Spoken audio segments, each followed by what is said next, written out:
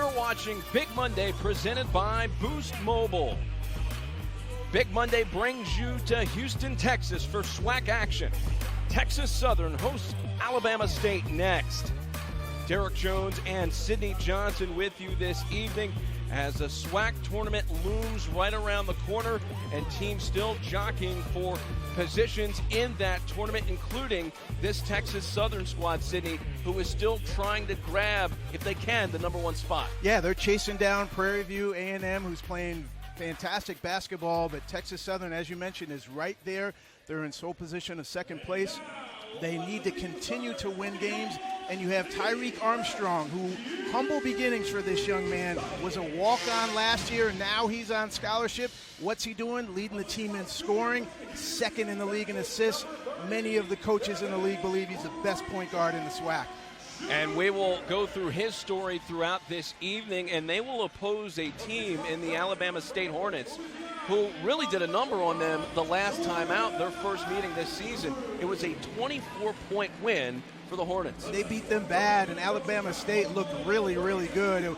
I was just blown away by the depth, the athleticism that the Alabama State team brings to the table. They've had trouble kind of recreating that time in and time out, but they have beaten Texas Southern and Prairie View A&M, the top two teams in the SWAC. It just goes to show you anybody can win in this league. Certainly Alabama State feels that way. If the season ended today, to borrow that phrase, it would be, in fact, these two teams playing each other in the SWAC tournament. Yeah, very interesting. In Alabama State, in that first game, they dominated play from end to end. So there's a revenge factor here tonight. And then, yeah, it's very interesting, the forecast moving forward. They could very well meet again and see what that rubber match looks like, but not before game two. The flip side of it for Alabama State is if they win out, they still have a chance to actually host a game in the SWAC tournament. Remember, the first round of the SWAC tournament does not take place at a neutral site. Instead, it takes place at the home site of the higher seed. Yeah, Coach Jackson, he's been around the block. He's been at Alabama State for some time now and was a terrific player in his own regard. He understands he's got to take it game by game before he's forecasting too far down the road. The opening tap controlled by the Hornets. Trying to pick up win 8 of the SWAC campaign. Jacoby Ross. The kick out. Now the three ball up. That one short out of the hands of Austin Rogers. And we know what was nice there on the defensive end. The seniors all get the start. They haven't all started together at any point in this game. So to start with a defensive stop and then maybe a corner three to go down, certainly want to get the momentum going and have this crowd get into it early. The senior Jordan Andrews can't hit the three to counter. On the other end is no good out of the hands of Jacoby Ross. And Armstrong back on the move. Stops, can't connect on the floater, and a loose ball off to the Hornets. And Armstrong, a key cog. You'll see him handle the ball a ton tonight. The pull-up jumper is no good, but the rip away off the rebound attempt and a possession here for Texas Southern, and a dunk by Eden Ewing. Almost brought the rim down on that one. Great look ahead, and obviously the above the rim finish. Spectacular. Ewing, one of the seniors on this Texas Southern squad. Have to forgive the Tigers for a little bit of choppiness in terms of their offensive execution. Again, a lineup that hasn't played many minutes at all together in this senior group. Nearly a turnover there. Toby Iwusho knocks down the three, and he's the player to watch for this Hornets team. He is dynamic, explosive. They now run plays for him. He used to just be a run and jump athletic guy. He worked on his three-point shot, and he makes basically their offensive run. He's the top gun for Alabama State, and a foul. You got to get stops and then look to score fast and early before the defense sets up. And so there, the over-the-top pass to Ewing, no one's going to challenge him, especially when you're late. Big, strong, athletic kid. The senior, Jordan Andrews, will toss it in.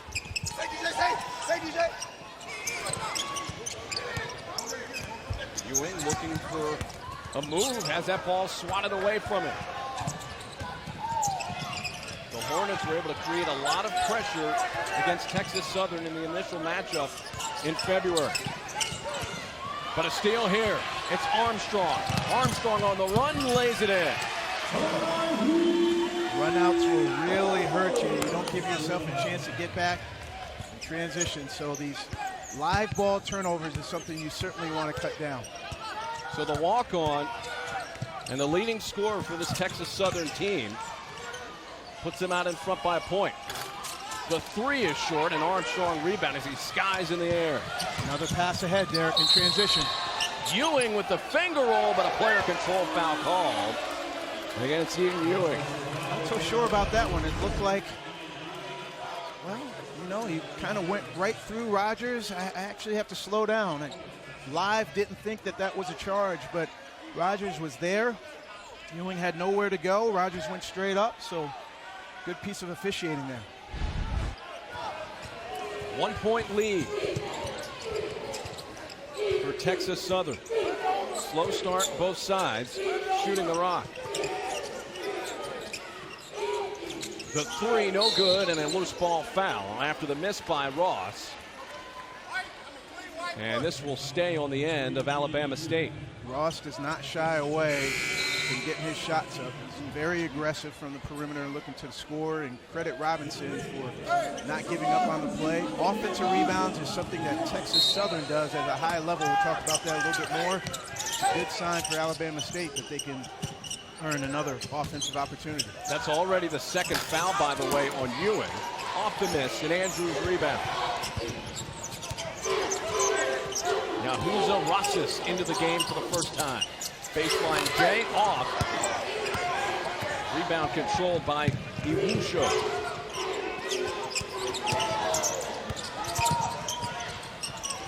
Nearly stolen, now it is stolen. But maybe stepping out of bounds first was Kevin Granger Jr. You know, that was really interesting. It's hard to see if he did step out of bounds. It looked like he saved it, and the guys just stopped playing. The official looked and wasn't sure what the call was, and the players just stopped playing. I don't know if I've seen that in a game before. The officials, after a conference, it looks like they're going to give the basketball to Texas Southern. Inadvertent whistle the call. As Lewis Jackson looks on. Well, you know senior night is special, and we already have a couple of plays certainly to give us something to think about. Great conversation with both coaches today. We got a look there at Johnny Jones in his second season with Texas Southern. Wasn't that fun? I mean, Coach Jones was so relaxed. I got to channel some of that in my next life. He's so generous with his time and telling us about the guys and different players he's coached in the past. And I think he feels really good about his team. And certainly he's projecting into what they can do in the SWAC. Back and forth play as Armstrong settles in and tries to slow down the offense. Rosas banging down low.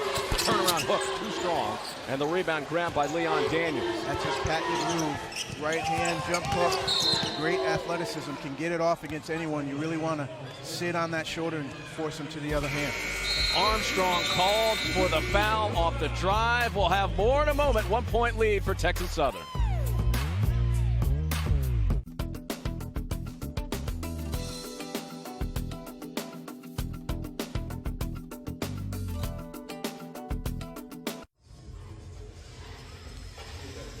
It's a 4-3 lead for Texas Southern here. Derek Jones and Sydney Johnson with you this evening from Houston, Texas.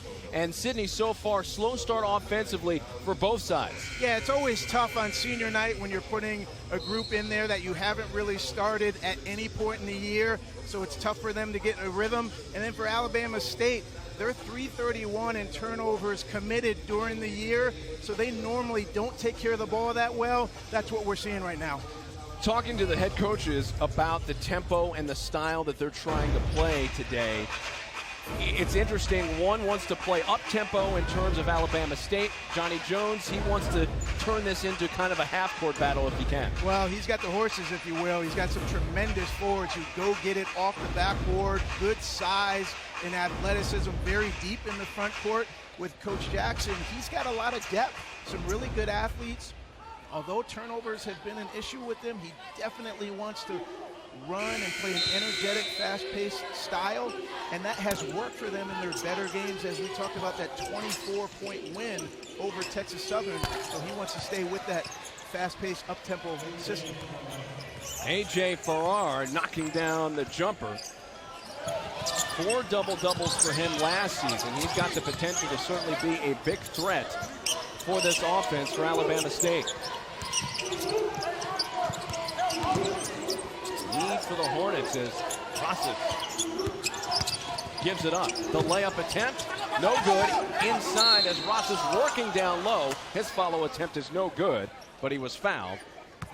And a couple of free throws in the offering for him as Kevin Holston picks up the infraction. Derek, it's not enough to play good defense. You see the penetration there by Lumpkin, but then Rosses fighting for position.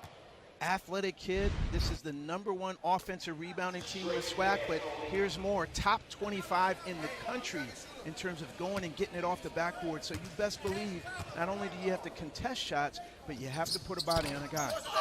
1 out of 2, the offensive board, the block. And Holston able to come away with it. Yet another offensive rebound for the Tigers. Layup attempt banked in by Farrar. So Farrar going to work. He's got back-to-back buckets. It's a 7-5 lead, and play will go the other way when a foul looks like called against Chris Baldwin. Alabama State has some guys that I'm really enjoying watching, and Farrar is another one of them. High-energy kid, gets it done from different areas on the court. Mid-range, drives, plays bigger than his size. He'll actually play center for the Hornets. So he's a fun player to watch and certainly gives them a spark off the bench. Austin Rogers, the son of assistant coach Steve Rogers, inbounding the ball there. A lot of family ties in this game. It's a 2-point Alabama State lead. Nice kick out. Holston short on the 3. Rosses with the rebound. Rogers could have put it up himself, but saw his teammate in the corner. Like to see them sharing the game. Armstrong trying to break his man down. Near turnover, and diving on the floor is Baldwin, and he ended up, it looked like clipping Daniels on the dive. I'm with you. Fantastic hustle there, totally laying out for the ball. Might have been a foul, but instead they'll just call it going down, at least off of Baldwin, but great hustle there. And again, it's that pursuit of the basketball. They're just not going to let any plays die. Got to give credit to Coach Jones and how hard he gets his forwards to play. So foul trouble starting to mount here early on for Texas Southern. Baldwin has 2, Ewing has 2. Farrar with a 3, that's no good. The rebound taken by Jethro Chasupa. Armstrong working near side.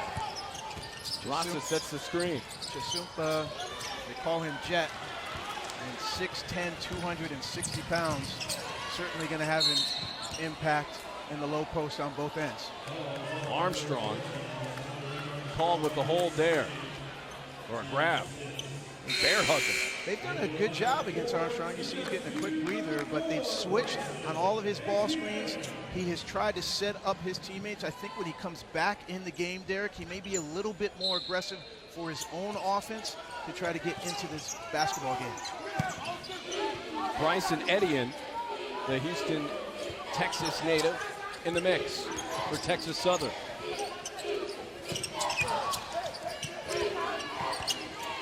Holston working. Holston and a foul. So Holston will go to the line for a pair of free throws. One thing you hear about from both these coaches, free throw shooting and the importance of it, and certainly for Alabama State, one of the reasons why they've struggled as of late. Yeah, Coach Lewis talked about that at length in the time that we shared with him in the shoot-around. He felt like a number of games in the league have gotten away from them because of the poor free throw shooting. They've been in a lot of games down the stretch, couldn't convert from the line, and so they're looking up at a lot of teams where they might have been maybe top 4, top 5 if they could have closed out some of these games. They had won 5 in a row at one point in league play. And have rattled off 3 straight losses. 1 out of 2 for Holston.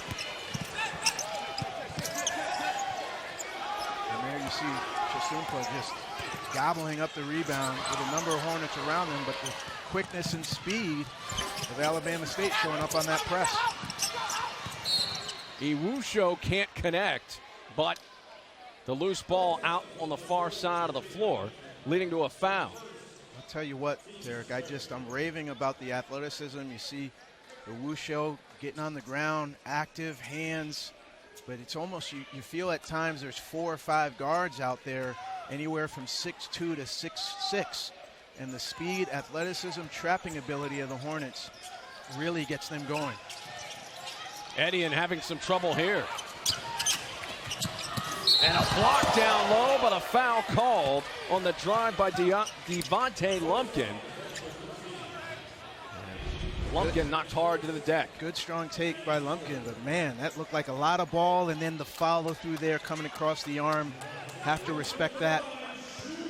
There, it's a risk, but 2 or 3 guys in black jerseys ready to protect the basketball. Jackson's got to feel good about the energy that his team has brought to the start of this game. Farrar called with a foul as the first free throw attempt by Lumpkin clangs off the back of the iron. I asked Coach Jackson, I said, what would you want folks tuning in to understand about your program? He said, Coach, we play hard. Remember those words? Oh, yeah. We play hard. We're going to get after it. And you can see it even just now. And this is a place that has been unforgiving for the Hornets.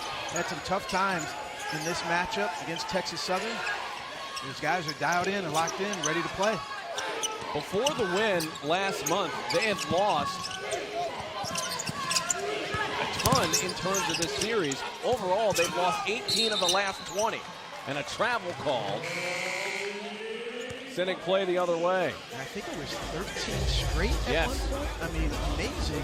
So to put a 24-point win on someone who's dominated you over the years, it shows you that Coach Jackson has his guys in the right frame of mind, and everybody in the league realizes this league is wide open in terms of winning that championship. It was the first loss at the hands of Alabama State since February of 2016. Chasumpa banging in the low blocks, leading to a foul. And that's Farrar who picks up his second. So the foul's mounting both sides. That's a bummer, because I think that young man gives an honest effort down low, a bit undersized, but he shies away from no one. And I think right before that foul was whistled, his teammate was rotating over to help him on a double team. But so Farrar takes a breather with a pair. Edian for 3. And he can't connect there. Holston with a loose ball. Impressive job there again to hold the Tigers to 1 shot. Tripped up in the lane as Daniels, and the Atlantic City, New Jersey native, on the drive drawing the foul. There's his size that helped him out in terms of the stepping through and getting some daylight, but it's the speed and quickness that the Hornets are playing with, where they're pursuing the basketball with the press, gang rebounding at one end, and then quickly firing down in transition. Good game plan so far for Alabama State. Daniels front end of a 1-and-1 already. 1-and-1 time here, and we're not even 8 minutes in. Yeah, it's remarkable, and to be able to do that on the road. Now we see Coach Jones almost halfway on the court, so maybe there's a discrepancy in terms of the foul, who that was on, but to be on the road and in the bonus so quickly, Derek, you know you're doing something right. We see this often happen the other way around, where it's the road team trying to gather their bearings, but instead here it's the home Tigers who have been put under pressure. And you know what can't be underestimated, again, is just the senior night festivities, starting that rotation of guys who haven't played a lot of minutes together.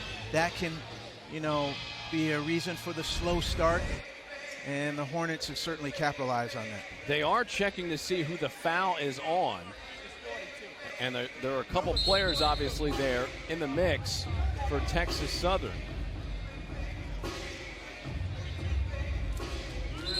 Chasumpa will end up picking up the foul. So I think our officials and Coach Jones was just trying to make sure who the foul was on, trying to protect his forwards because he's got a few of them, as you've already mentioned, in foul trouble, and maybe trying to spread that around, give it to one of my little guys so I can, you know, save these guys. He has a deep roster, Coach Jones, that is, in terms of number of players, but you don't want to have to tap into that too early. Right.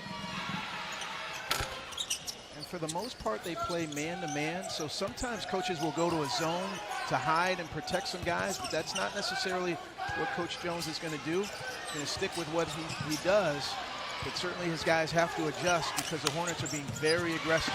Edian with the steal. 1-on-2. He barrels in, and it's a player control foul. The troubles continue for Texas Southern, dealing with foul trouble, down 4.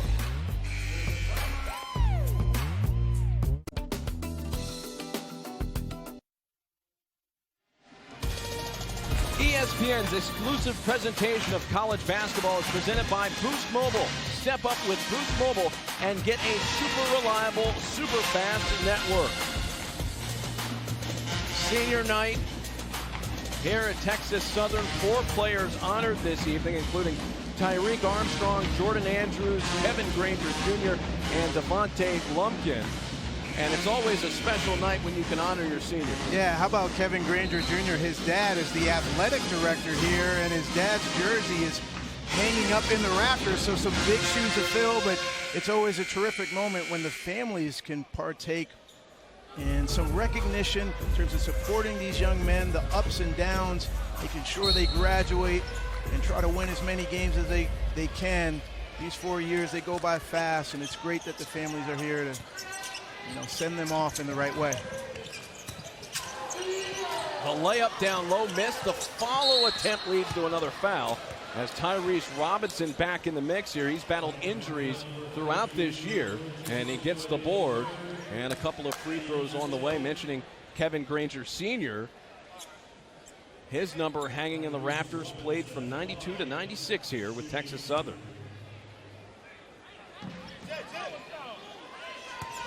Robinson with an opportunity. On the way with free throws, knocks down the first. This is final Super Tuesday doubleheader of the season on ESPN and the ESPN app. Number 16 Michigan State squares off against number 20 Penn State in a key Big Ten matchup at 7 Eastern, 6 Central. Then Coach Cal and number 6 Kentucky host Tennessee at Rupp Arena. All a part of Super Tuesday presented by Progressive. And there's a chance that the SEC title could be at stake as things progress throughout the course of this week in terms of Kentucky, if they can beat Auburn on Saturday.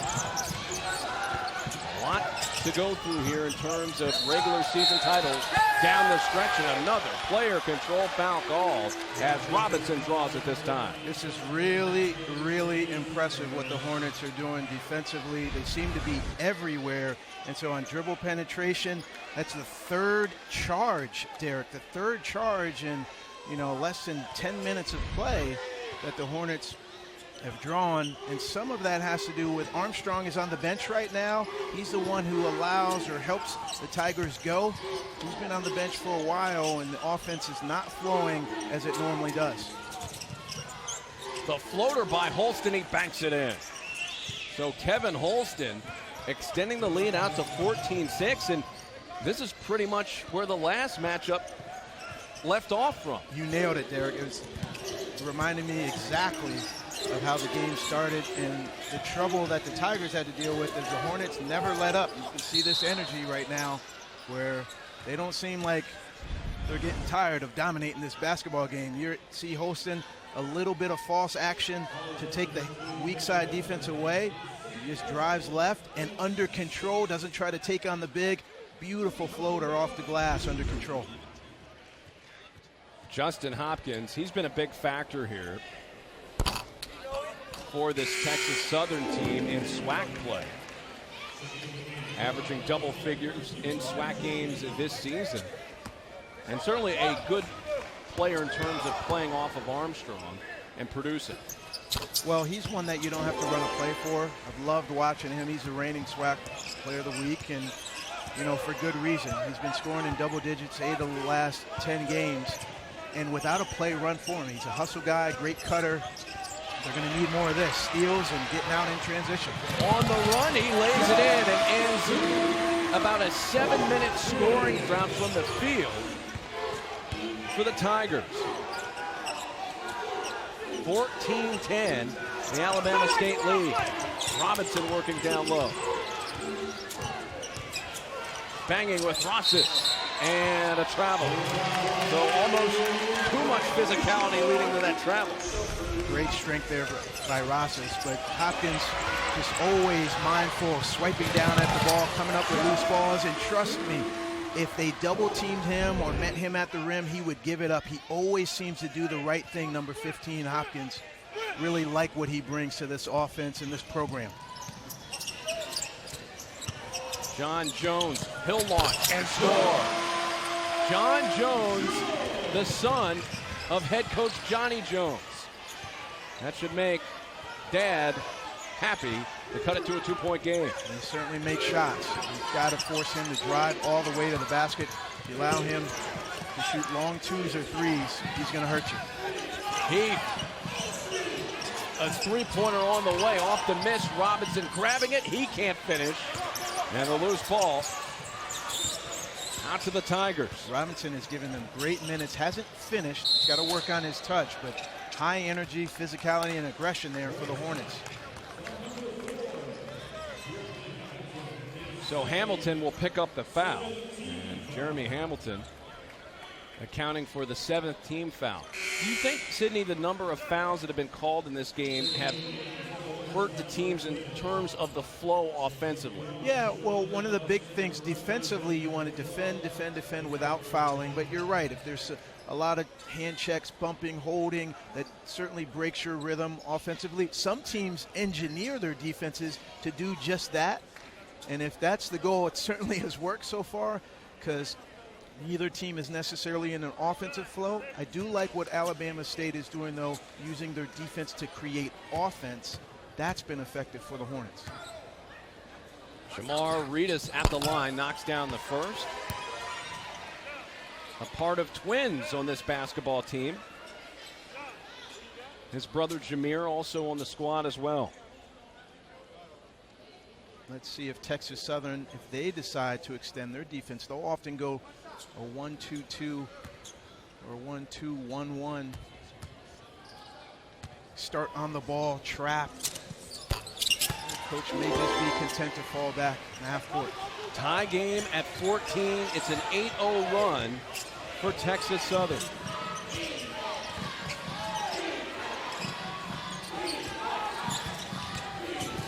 Day looking for help.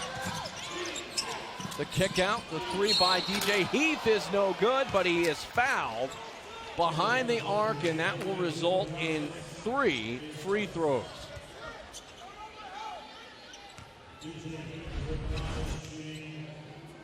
Deep shot there from Heath. I mean, he shoots 40% from 3, so as far as he's concerned, he's just going to keep backing up until you get out there and guard him. And Rossif's trying to get him off the line, but a little bit too aggressive on that contest. No good on the first, and that has to be a headache for a head coach. Fouling is one thing, but the dreaded 3-point foul, that's tough to take. Yeah, coaches aren't a big fan of that, and what they try to teach their guys is to contest either on the right or left side of the player, depending on what his shooting hand is. It fly by him and then get back into the play for the defensive rebound. But if you contest right in the middle of his body, then you're susceptible to having that foul call. 16-14. Hornets back out in front by a pair. Now we see a bit of matchup zone. Alabama State throwing everything in the kitchen sink and creating a turnover. Terrific defensive focus here from the Hornets, throwing a whole lot of different looks at the Tigers. Turnovers were a part of the story in matchup 1 this season between these two teams, and part of the storyline again here tonight. Good ball movement. Heath will reset it with 15 to shoot. The jumper rattles in. Man, was that nice. So under control. The pump fake, probed the defense, stepped through. Very well done and avoided an offensive foul. The bucket by Austin Rogers, making it a 4-point game momentarily as John Walker III counters with a bucket of his own. And let's credit the ball movement there. Picked apart the matchup zone and got a nice touch inside. Nice movement down low as DeCardo Day with the finish. Derek, I think they are listening to you now. This offense is certainly picking up. The ball's moving. Shots are going in. There's another one. Rosas with the catch and score, leading us to a timeout. A 2-point lead now for Alabama State. The offense is starting to wake up here in Houston. More in a moment.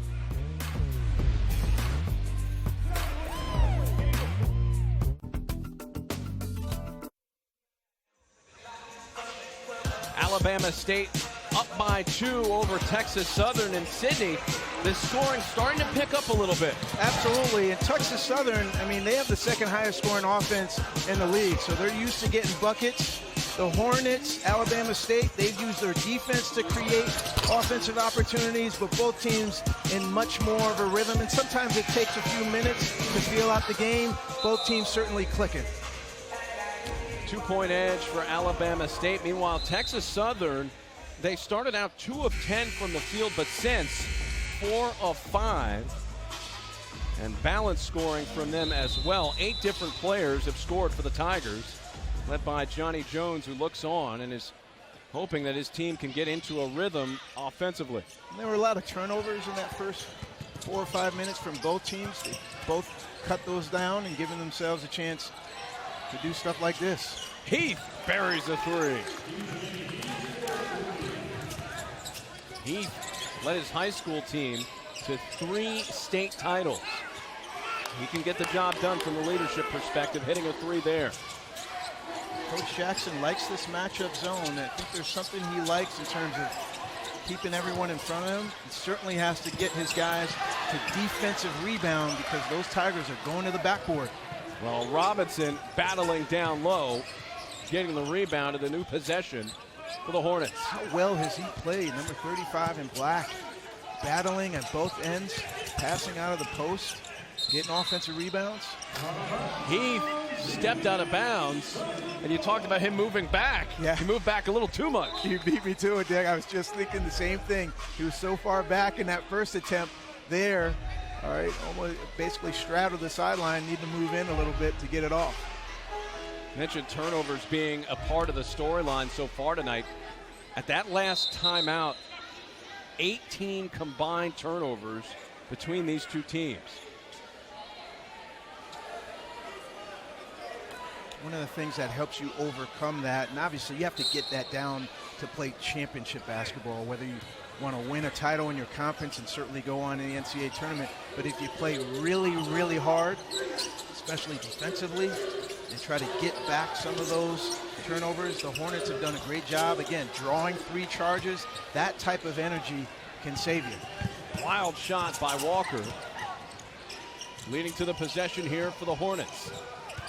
Rogers, his kick out leading to a 3. That's good. I'm going to tell you what, Derek, there have been some offensive possessions that are an absolute clinic highlight for Alabama State. It's fun to watch them sharing the game, and obviously it looks good when the ball goes in.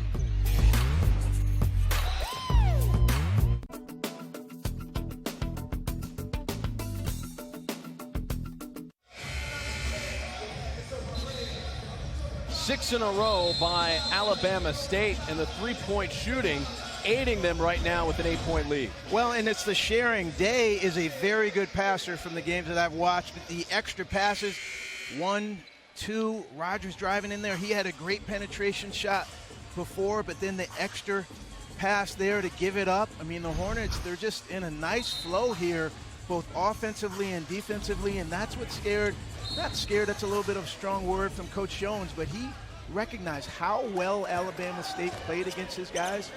He said, Sydney, they thoroughly outplayed us, and you could probably say that for right now, this first part of this game.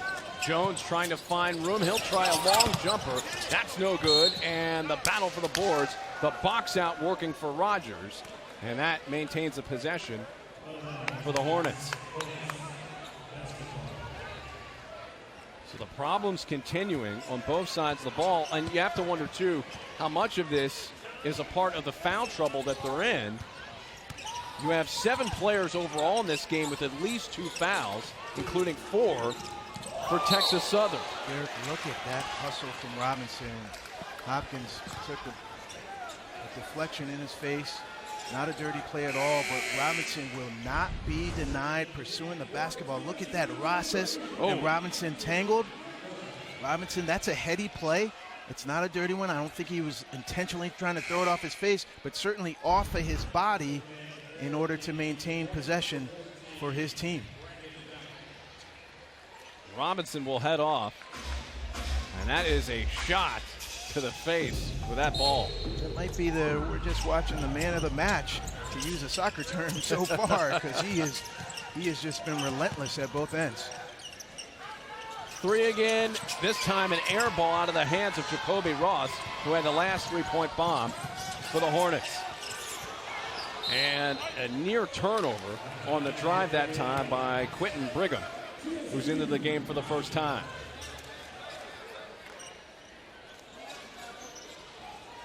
Eight-point lead for Alabama State.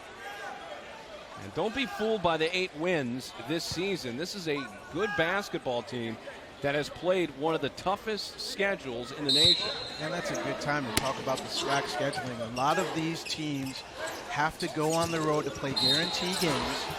Okay, 6, 7, even 8 games a year against high major opponents to fund their athletic departments and their basketball programs. So when you play those games, many of them are tough to win. You might start the season with 5 or 6 losses. That is not a good description, though, of these SWAC teams, because once they get in the conference play, they look like just any other mid-major team. And to kind of put that into perspective a little bit further, the ESPN BPI rankings in their strength of schedule index, they have these 2 teams as 1 and 2 in terms of strength of schedule, and both of them have played Gonzaga. Right. Which is somewhat rare for a conference to have 2 teams that play a team like that. That's obviously far out on the West Coast. Indeed, but as I watch Coach Jackson, and again, you talk about 8-20, but I watch his team. I mean, these guys compete, they play hard, there's talent there. So he knows what he's doing. He's cracked the code here at his alma mater. And then what can you say about Coach Jones? He's coached pros over and over. Got his team into the SWAC championship game last year. So 14-14 might not be overly impressive, but again, don't let these win-loss records in the SWAC fool you at all. 6-point lead for the Hornets. Texas Southern just trying to find some type of rhythm offensively. Tough contested shot goes in by Brigham. That was a tough shot and really good defense. No breakdowns there. The Hornets built a barrier and just better offense than defense there on that play. Day looking for help. Attacks the baseline. The jumper off from Brandon Battle. Rosses in the lane. Rosses with the kick out. 3 up. No good. Brigham couldn't connect, and we'll have a whistle to stop play. And a flop warning call. I didn't see that. I think maybe on the chart, I thought there was a possibility of probably a 4th charge being called, but I think their official is calling a flop on that one. So that's one of the changes we've seen more and more this year. Well, you see Ross there, yeah, and he really didn't take it. He really didn't take that one to the chest. You can see him grinning. He knows. Hats off to him. He knows that wasn't his best defensive player of the year. We are out of Academy Award season for sure. Heath can't hit on the jumper. Iwusho with the rebound. Heath working. Look at this. And a drop in by Battle. So Battle with the finish. Playing so poised. So poised. Driving in there, getting paint touches, but not reckless and looking for their teammates. Nice offense. The miss by Etienne. The fast break layup is good from Ricardo Day. They like to run, and their running has led to an 8-point lead. And there, even on the inbounds there's a deflection from Ross. I mean, something is in the water here in Houston because the Alabama State Hornets are ready to hoop. And Texas Southern certainly needs a response. They need 2 scores, 2 stops to try to break some of this momentum. Under 4 minutes left to go in the first half. Jones will try a 3. That rattles out. And a rebound taken by Battle. Lob for Day. The kick out nearly turned over, and yes, he steps out of bounds. He could not stay in. An 8-point lead here for Alabama State. And 3-pointers cutting things down into easy buckets for this Hornets club.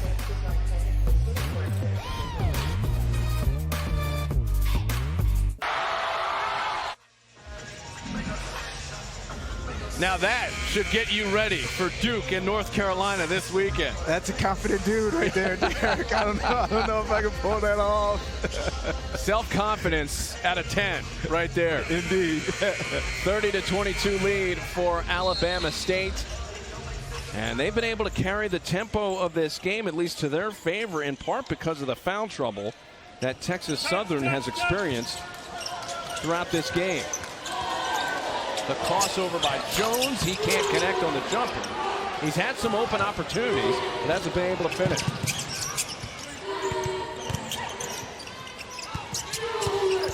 The spin by Day. Nearly lost it and nearly walked. Well, not nearly. He did. Yeah, and there was another near steal and open court transition opportunity for Hopkins. He's very active, whether he's on the ball or off the ball. You got to know where he is. Very good help defender. Texas Southern tonight has played 14 out of their 15 available players this evening. Having to go deep into the bench tonight. Rosas, double team, open shooter for 3. Missing is Brigham, and a loose ball foul coming. And this will be against the Hornets. They look to post Rosas coming out of the timeout. And then he went to that right hand, understood he had 2 guys on him, looked for the weak side corner. But again, when the shot goes up, you have to find Rosas. He's 2nd in the league in rebounding, and he certainly is going to pursue it on the offensive end as much as defense. 3rd leading scorer on the team. Averaging nearly 10 rebounds per game in SWAC competition. Misses the free throw there, loose, and it's snatched out of the air by Heath. And there's a free throw opportunity that would give the Tigers some momentum, but they just can't seem to get it started.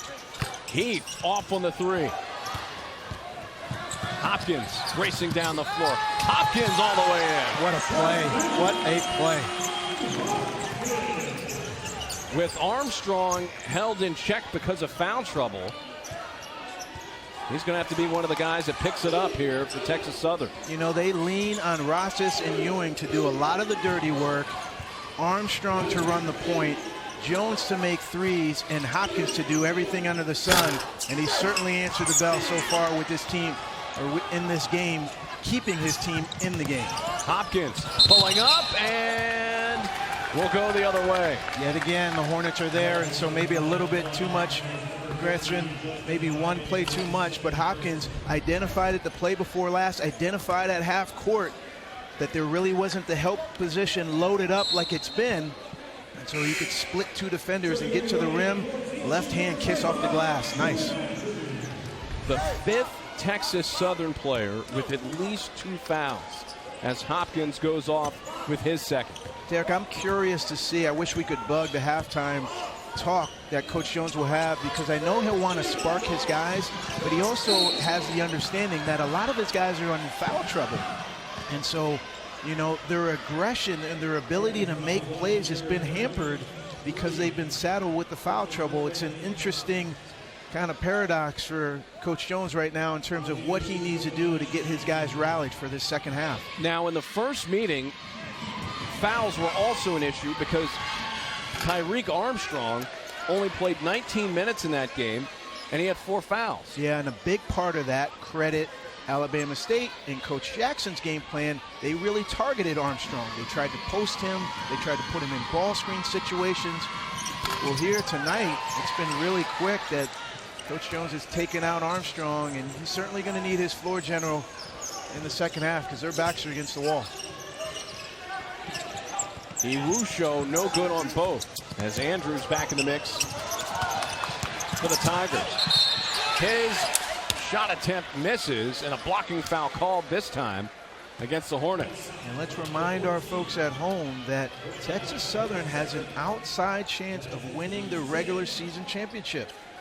And so to win out is absolutely essential, and then they're hoping that Prairie View A&M stumbles you know, down the stretch at some point in these games. So this is huge. This is a SWAC regular season championship on the line for the Tigers.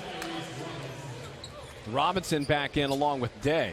And Robinson has been one of the big factors, one of the big X factors in this half of basketball thus far. Andrews' second is good as well, 30-26. The lead at 4 for the Hornets. Heath.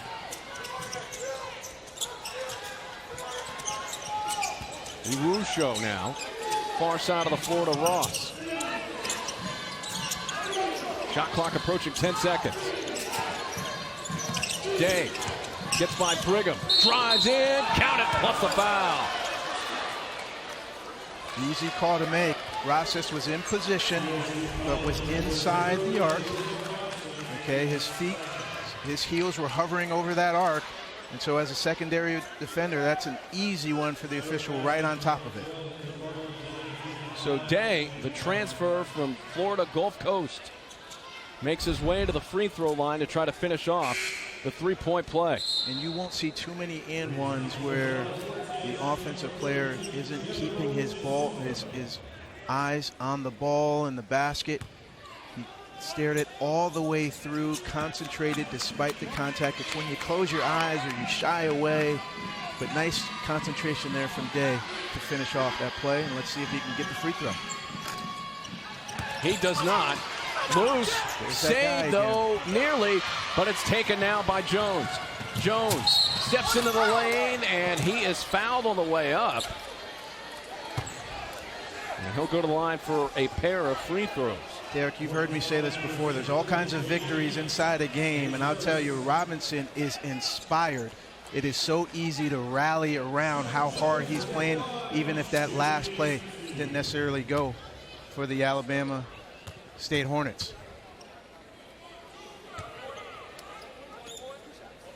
Jones knocks down the first. This week, our NBA Wednesday doubleheader tips off in Milwaukee with Giannis and the Bucks, who are still on pace for 70 wins, hosting the 6th-seeded Pacers at 7 Eastern. Then Zion and the Pelicans take on Luka and the Mavs. Last year's Rookie of the Year squaring off against quite possibly this year's Rookie of the Year. Another excellent NBA lineup headed your way this week. The free throws by Jones cuts it to a 4-point game.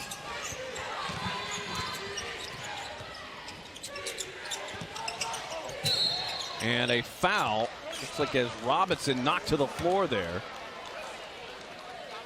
He's looking for a hand to get up off the floor. Well, when Chasumpa throws his weight around, he's like, hey, this is just what I do. But the body bump there, all right, completely dislodged Robinson. He sold it a little bit with the dive there, but he certainly dislodged him and drove him out of the paint. Made no effort to try to work his way around him. That is Chasumpa's 4th foul in this game. You will not watch a lot of college basketball where you see a player pick up 4 fouls in the first half of a game. Well, that tells me that Coach Jones wants to protect Rosas, Baldwin, Ewing, and try to have those guys in his back pocket for the second half. The second free throw is good as well. It's a 6-point lead again for the Hornets with under a minute left. Etienne. They come out on Jones defensively. He can't get a 3 off. Etienne. Outside for Brigham. Brigham lost the handle, got it back, 9 to shoot. Another good defensive possession for the Hornets. Chasupa tried to bank it in too strong. Iwusho with the rebound. Wonderful find. Day looked like he tried a circus shot layup attempt, lost the grip on it. Tigers really should be thinking last shot here. Chasupa, he gets blocked with 15 seconds left. And now the hold potentially for the final possession. Day was let down by not having his teammates sprint to the weak side corner to open up a pass, and Chasupa, I think, just got caught up in the emotions and got the shot off too quickly. Ross for 3, he can't hit. And that closes out the first half of action. A very interesting half of action here from Houston, Texas, as Alabama State holds a lead. Yeah, they're playing inspired, and I'm looking at Coach Jackson talking to his guys right now. He wants this game badly. It's senior night, but it means as much to the Hornets as it does the Tigers. This should be interesting this second half. Join us for a studio update and first half highlights and more in a moment. Don't go away.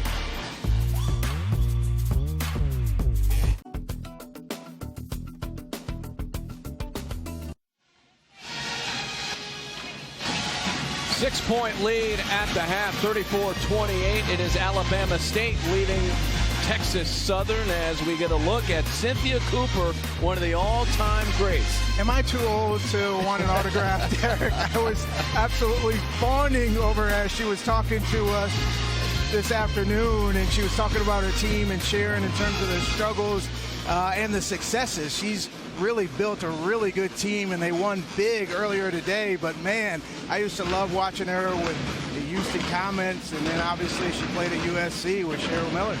And she's trying to lead Texas Southern to a SWAC title. Meanwhile, here in our game, Texas Southern having some trouble once again with Alabama State. Certainly, Alabama State came to play, and it's Robinson who's just been everywhere, and every guy in a black jersey, to be honest, but Robinson just defending, hustling, getting offensive rebounds, inspired play, and certainly the guys on the team have rallied around them. Hopkins is a young man that I've been really impressed with for the Tigers. Don't have to run a play for him. He just does the right thing. High energy. He's made intangible plays that have kept this game within striking distance. Texas Southern struggling here against Alabama State. We'll see what they have in store for half 2. Stay tuned. Big Monday on the way.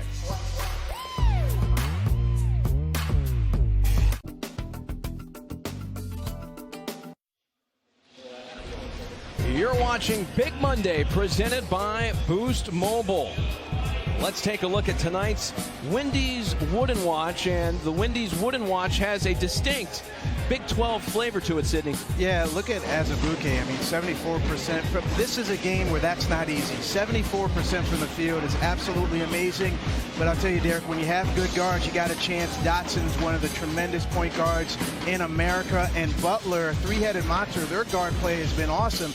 They've actually dropped 2 of the last 3. Baylor has. They're in a dogfight right now against Texas Tech. But I'll tell you, Butler gives them a great chance to have a championship run. So the Big 12 could be very well represented late in this college basketball season. No doubt when you start thinking about number 1 seeds, Kansas and Baylor certainly in line for that coming up in a few weeks. Yeah, it's going to be fun to watch. Obviously, you know, Florida State, what a season Dayton has had. Duke will be in the mix. But then there are teams that have come on late that people have left for dead. You know, Virginia, I mean, what a job that Tony Bennett has done. So it just makes it all the more fun, and makes me think about the SWAC, where, you know, Coach Jones talked about last year. It was a top-heavy league. This year, top to bottom, anybody has a chance. That's been the theme in college basketball. And that's been on display here in this first half. Alabama State up 6. And Texas Southern has not been able to get going, especially from the outside. 0 for 6 in the first half from downtown. Rosses working down low as his shot rattles out. A rebound here for the Hornets. Would have been a great confidence boost for the Tigers coming out of half. Coach Jones must have seen something he didn't like, because Armstrong, the league's best point guard, really sat on the bench for a good 15 minutes or so. He's gotten to start here in the second half. Certainly going to rely on him to get his team going. And Robinson goes up, and he is fouled. And he'll go to the line for a couple of free throws. Ewing trying to protect the basket, as all good forwards will do. And that was an easy one. Just came right across the wrist there. Over-aggressive play by Ewing, and he really has not adjusted well to how these officials are calling the game. Sydney, how difficult is it for both the player and the coach when you have the situation we saw break out in the first half, where so many players pick up 2 fouls, and that really disrupts the flow, the game plan, and of course for the players, you got to shake the rust back off. Well, Derek, part of the game is mental, right? I mean, you can lift all the weights and get your jump shots in and free throws and all that good stuff, but you have to have a mental approach to deal with the frustration, adversity. That really defines you in terms of how tough and effective you can be in big moments, and that's what the Tigers are going to be asked to do right now. Jones's 3 rattles out. It's been that type of night from the perimeter for Texas Southern. It goes both ways too. Alabama State cannot be content in terms of a really good first half. You got to play 40 minutes of good basketball in order to beat a really good team, and so let's watch in terms of how focused to details Alabama State will be to try to bring this home. Ross's jumper is off. Rosses with a rebound. Armstrong into the front court, racing down the floor, finding an open Jones. He'll try another 3. That's good. The first one of the night, courtesy of John Jones. I would love to see the Tigers extend their defense, not get over anxious. You certainly have to be mindful of the fouls, but love to see them extend their pressure, because it's been effective and it could get them going in a way that maybe their half-court offense hasn't. Baseline attack by Heath and a steal by Ewing. Ewing into the front court. Armstrong pull up. He can't hit. Tapped in the air and grabbed as Hopkins was also hooked. And another foul here, this time against the Hornets. Well, the coach's son has spent a lot of time, I would imagine, in the driveway, dad rebounding, and he just knocks him down over and over. We mentioned in the first half, long 2s and 3s. That's right up Jones's alley. He might be taking a look here at an issue that popped up on that last sequence. And they are reviewing something. It's funny, we had a chance to talk to Coach Jones today, and I asked him, I said, what are the similarities between you and your son in terms of the type of player you are? And he said, well, John is known for shooting. He was a scorer at one point, but when he arrived at LSU, they said, hey, you're going to have to play some defense. Yeah, he said something got lost in translation in terms of the recruiting that he got before he arrived, and then when he arrived and was a student athlete. But obviously he had fond memories of his collegiate career, and now as he passes it along to his son, how good was this? He said, it's a blessing to be able to coach my kid. You know, and just because he hasn't been able to commit to that in terms of having his own Division I college coaching career, he's never worked with his son, say, AAU, obviously not in the high school level or grade school, and so to be able to coach him now in college, a blessing. Those words really stuck out to me. You see father and son coming closer and closer together over this time together. The referees paused the game a bit to look for a hook and hold. I think they just deemed it a common foul, yes. And so nothing more to it than that. And now we get to play on. Hopkins will toss in. Rosses. Righty jump hook. Tries to get to it, goes to the layup. Instead, they cut off that hook. And he stepped through and laid it in. The inside-out play for Texas Southern could be the key. And obviously, you want to get Jones going. It's Armstrong, though, that I think still needs to put his fingerprints on this game in order to allow this offense to run as efficiently as it has. Again, the second highest scoring offense in the SWAC here in Texas Southern. Ross able to get a bucket back there as Ewing banks it in. Eden Ewing, the nephew of former Duke star Daniel Ewing.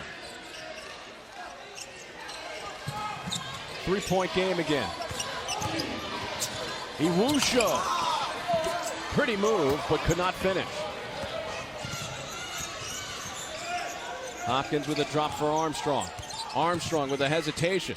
The feed inside for Rosas and a bear hug leading to a foul. Oh, Rosas put a foot on the stomach. It looked like they're of Rogers. I'm not sure if that was deliberate.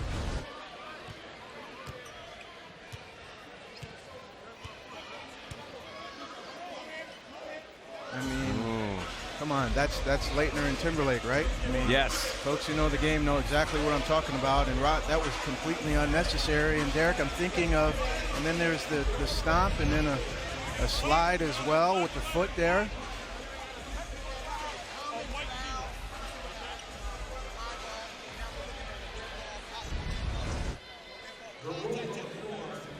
Rosas taken to the floor there. We've got the regular common foul, but now they're looking at this play right there, and it's clear. The referee was right on top of it. Completely unnecessary, and just a lapse of judgment there from Rosas. They're definitely going to have to put a whistle on that, but you know, I'm just thinking of the question you asked in terms of frustration, and it comes out in different ways, right? So it can be maybe a forced shot, or, you know, just trying to do too much, or it can be an overly emotional play that happens to you. And guess what? Same thing happened in game one, Derek. Alabama State jumped out to a great lead. They were making shots. They were in the flow, and Texas Southern had a few technical fouls called against them. Yep. As they just weren't used to losing to an Alabama State team. And so now they're right back into the same situation, and hopefully they'll handle it a bit better. I believe 2 technical fouls were called in that first matchup against Texas Southern. And that's right. Right in front of the official, too. Yeah, this is easy. It's easy. So I can't imagine that Rosas will get out of this scot-free. No. And you know what I want to credit is Alabama State in terms of they kept their head and didn't escalate it. We've seen that, and it's gone bad, ugly for the sport. No question. Wow, so Rosas is gone. He has been ejected from this game. Well, I don't like to see that. I mean, it's a bummer, but the referee's got to call what they see, and clearly it was completely unnecessary. I never like to see guys put completely out of the game, but it is what it is, as they say. So flagrant 2 and an ejection. And that is the risk you take with plays like that. Right. Not a heady play, and he wants to stay on the bench, but when you're ejected, you actually have to leave the arena. And listen, this is a young man who plays really hard. We talked about second leading rebounder in the league, beautiful righty jump hook, high energy, never quits on a play. But there, the whistle was blown, dead ball. Again, you have to take that frustration and channel it into something positive. Go make a play, draw a charge, get a block shot, but you can't have a play like that. And the thing that is hurtful here is the standpoint that, you know, he had 5 points, 8 rebounds. This is a close game. And his ability to make some of those key rebounds and buckets could have helped them.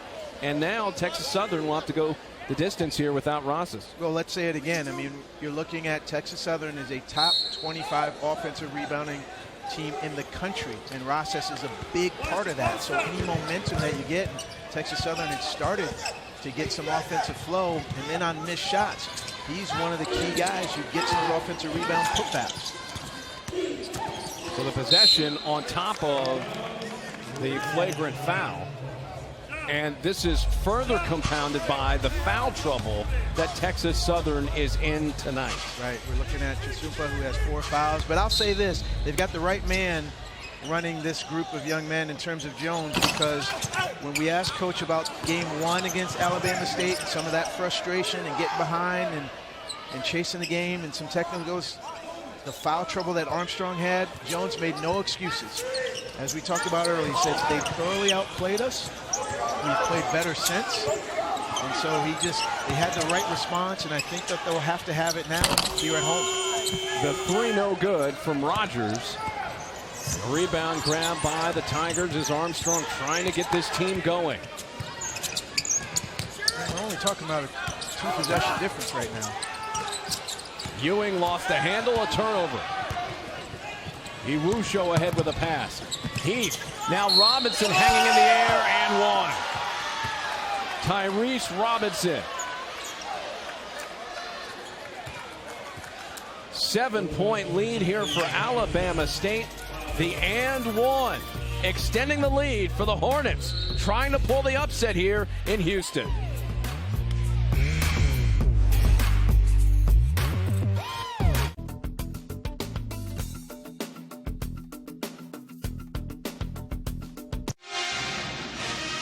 Saturday, we'll have 2 big games with the conference tournaments right around the corner. Number 1, Kansas takes on Texas Tech in Lubbock at 2 Eastern, 1 Central, with the Jayhawks looking to clinch the regular season Big 12 title and the top seed for the Big 12 tournament. And at 6 Eastern, it's North Carolina and number 12 Duke. Both games are on ESPN and the ESPN app. 7-point lead for Alabama State, trying to make it 8. Derek Jones and Sidney Johnson with you this evening from Houston, Texas. Robinson at the line.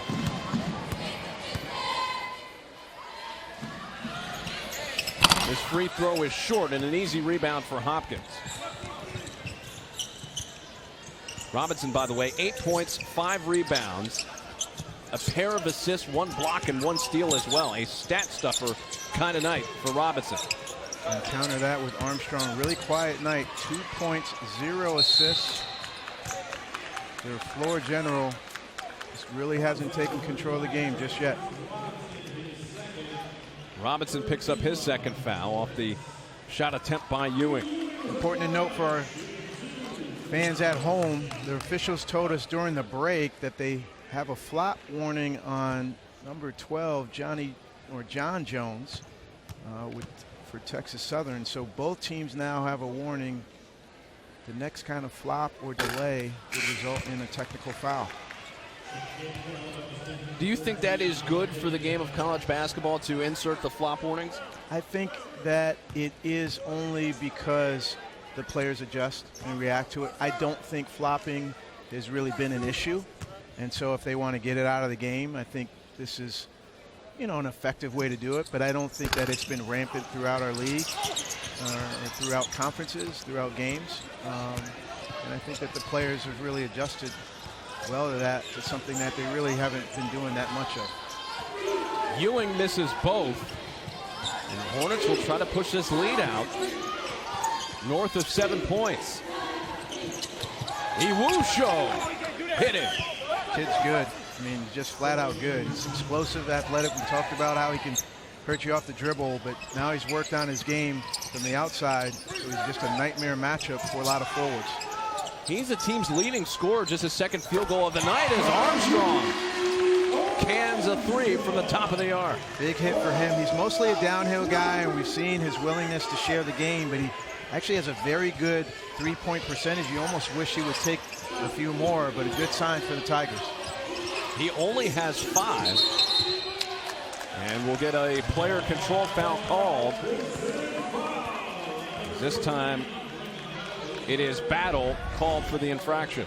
Armstrong has been probing, sharing it. You see, he's just a willing passer and distributor, but if you're going to lay off of him, he will make you pay. He is a well-rounded player, can score inside, out, distribute, defend, and he makes this team special.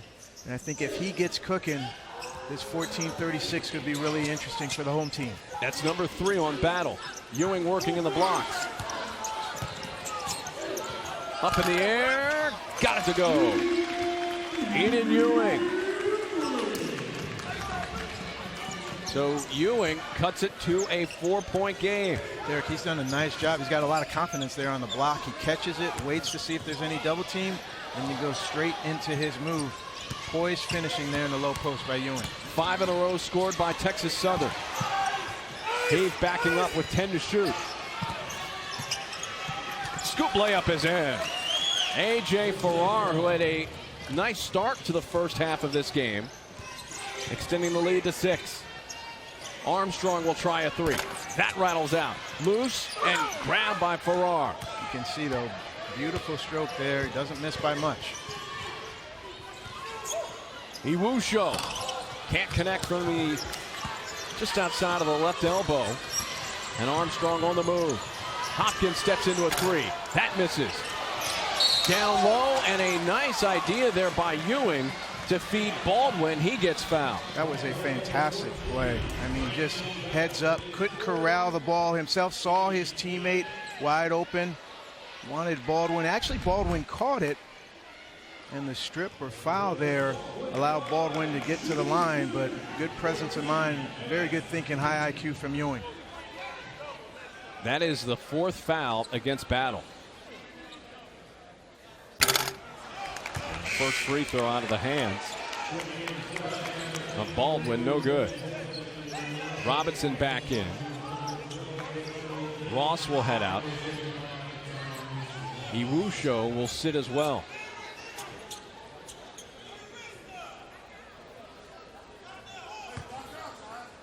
The depth, though, on display for the Hornets. I'm looking at Holston, Farrar. I mean, these guys have been effective. Obviously, Robinson has played really well. Day has gotten paint touches and shared the game. Good battle by Hopkins off the missed free throws. Jones open for 3. Can't get it. Loose is Ewing battling down low, and a loose ball foul coming up against the Hornets.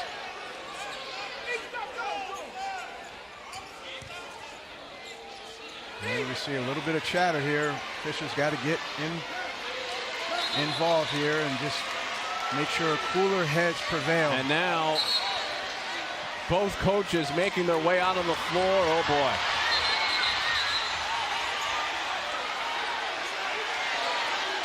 Both teams need to keep their players on the bench. They're trying to do that and trying to separate each side. Yeah, I'll credit the assistant coaches. We're looking right at them as they're making sure their guys do not leave the bench. This is not what we need. We need the competition when the ball is bouncing, the clock is ticking. But none of the nonsense when it's a dead ball. We all are going to play hard.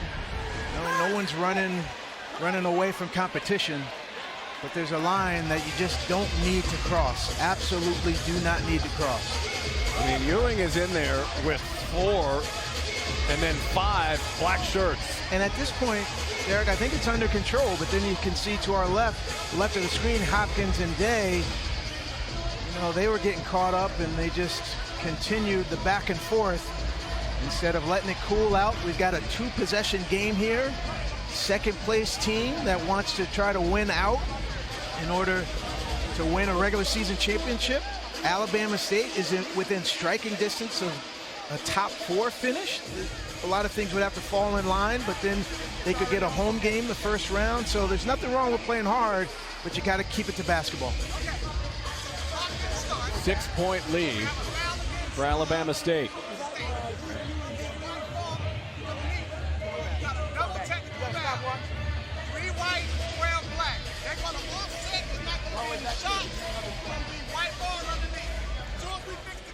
So the possession will stay with Texas Southern.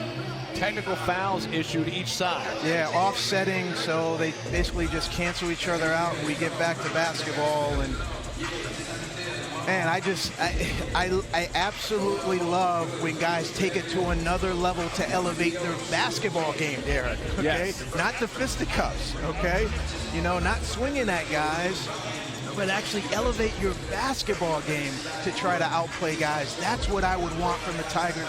That's what I would want from the Hornets. Channel it into making plays, and we'll roll with it and celebrate it.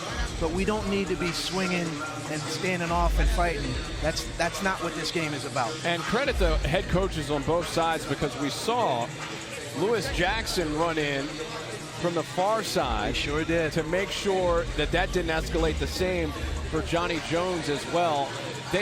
And look, anytime there's any kind of physical confrontation on the floor, yes, it's in the moment, but also, too, a lot of cases, that has ramifications that go long past tonight. Well, and these coaches are going to earn their paychecks, right? Because you really need to talk to your guys about, hey, I love you guys. Like, yes, I need that passion, but can we hoop? And that's where Jones right now, he's talking to Ewing. He needs Ewing to play really hard. Rosas is already, let's keep this into context, Rosas has already gotten tossed. He relies on Ewing so much, but he's trying to get him to channel it into making positive plays, and I guarantee you his head coach will celebrate that, but he needs him to stick to basketball. 6-point lead here for Alabama State. Texas Southern in a 6-point hole as they're trying to address a situation with the clock as well. As they try to sort that out, certainly Texas Southern trying to find momentum, and this has just been, from the start tonight, a frustrating night for them. The foul trouble, the shooting, the ejection of Rosas, they just have not been able to find a point in time where they could go on a run, a significant run, to take the lead. Well, nothing good comes easy, right? And so they're in second place. They're at home. Let's add the emotion of senior night. Let's add the fact that Alabama State gave them the worst loss in conference play of this season. They dropped them 24 points. So if you don't think that's fresh on the Tigers' mind, you know, you need your head examined. I mean, this is what it is. They might be also looking at some additional technical fouls as well on this as well, because remember, when you start seeing guys push each other, right, then you can go in a lot of different directions with what we saw. Right, and they might have double technical fouls that might cancel each other out as well, but you know, so we have the missed free throw, and so you have to adjudicate the time is actually not running on the clock, and they're playing, so they have to figure out the time situation there. And then I think they're getting that straight. So several seconds pass by. So 13:25 doesn't seem right to me, but you know, I'm just sitting over here in a suit and tie. There we go, 7 seconds off. And now 20 seconds on the shot clock. That seems a bit more appropriate. So order seems to have been restored here. Well, now another conference here, back at the scorer's table. You're really going to lean on your most experienced guys in these moments there. You need guys with experience to refocus the guys on the court, get them back to playing really, really hard, but making sure it's about basketball for the next 13 minutes and 18 seconds. So additional technical fouls assessed to Ewing, and then Day as well. The jumper up, no good. Tip back in. As Walker able to get a hand in on it to cut it to a 4-point game. So both of these coaches have the challenge of trying to get their teams concentrated and focused on basketball. Farrar, contested jumper missing, and the loose ball off to Armstrong, who almost lost it. It almost fell out of bounds trying to save it.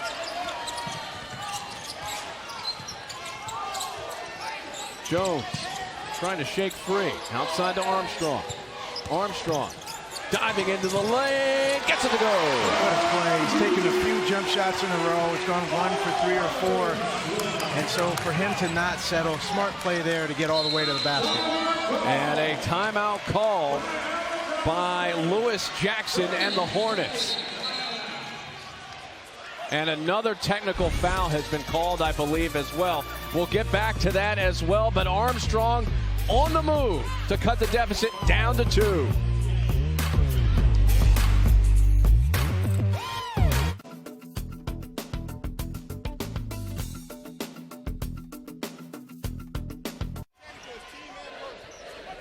Alabama State up by 2 points, 46-44. Right as we were going to break, both teams headed back to the bench. Justin Hopkins called for a technical foul right there as Ricardo Day was heading to his bench. Yeah, and, you know, one thing we neglected to point out, really good coaching from Johnny Jones. When Ewing got his technical, he took him out and cooled him off, and we saw him talk to him, and now Hopkins is out. And I really like that. Maybe not every coach does that, but I want my guy to come out, sit down, cool off. I'm going to talk to you, explain to me what's going on, but let's refocus, recenter ourselves. And that's what he's asking from 2 experienced guys now to try to make sure that they're in this game down the stretch and don't let technical fouls and any other kind of nonsensical plays, to be frank, take you away from the possibility of winning a conference championship. Well, this has to be frustrating for Coach Jones, because sometimes you see stuff like this happen when the score is, 10, 15, 20 points late, and that's not the case here tonight. This is a close game. No, they're right in the thick of it, but I will say this, and I'll just say this. You want your guys to, you don't want to have to crank your guys up. So they're already playing really hard. You want to try to smooth them out, but then they need to make the adjustment right now, and they will. And we'll get back to just playing and talking about basketball. Holston tried to swing a pass inside, deflected and intercepted. Armstrong, shake and bake time. Scoop layup and good.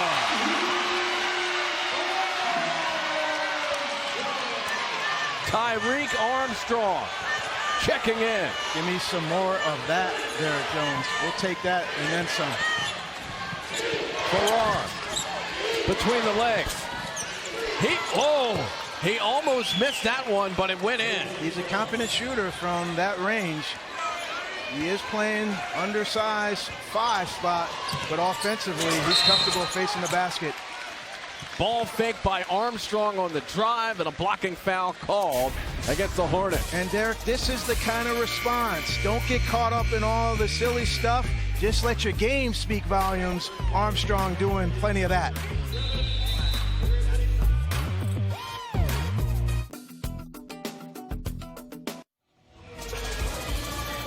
This is the final Super Tuesday doubleheader of the season on ESPN and the ESPN app. Number 16 Michigan State squares off against number 20 Penn State in a key Big Ten matchup at 7 Eastern, 6 Central. Then Coach Cal and number 6 Kentucky host Tennessee at Rupp Arena. All a part of Super Tuesday. Of course, the SEC regular season title will be decided this week, and obviously Kentucky in contention for that, without a doubt, as Armstrong at the line, 6 to first. Armstrong in the first half sat a majority of it because of foul trouble. And now coming alive here in half 2. And Sydney, this is an unusual backcourt that Johnny Jones has. Right. John Jones and Tyreek Armstrong are both walk-ons. Isn't that something? So Jones joined his dad at Nevada and was a walk-on there. And then when Johnny Jones got the head coaching job here, he brought his son with him, put him on scholarship. And then Armstrong was in the program last season, backed up Jalen Patterson, wonderful guard for the Tigers last season as a walk-on, and then went on scholarship this year. So impressive.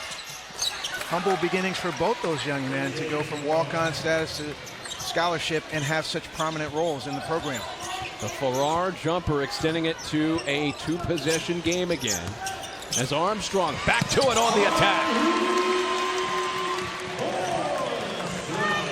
2-point game again. This is I'm just loving life right now, because that emotion from the technicals, that's false. This young man is showing how you respond to a team who's trying to come in and take your heart in your own building. He's letting his game speak. Battle can't finish. The Tigers can take a lead with a 3. He's got that ball on the string, doesn't he? Little contact there near the post, and then a foul down low as Walker stumbling there underneath the rim. He may have gotten one of our cameramen.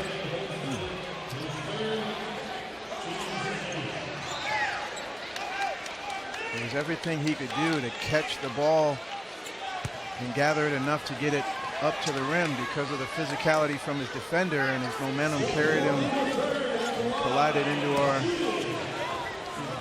camera guy there. Walker at the line, high arcing free throw is in.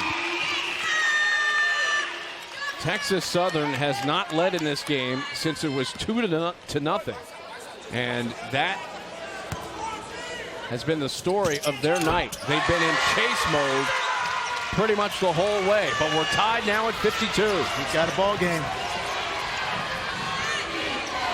Approaching the midway point of half 2. Holston. And a steal.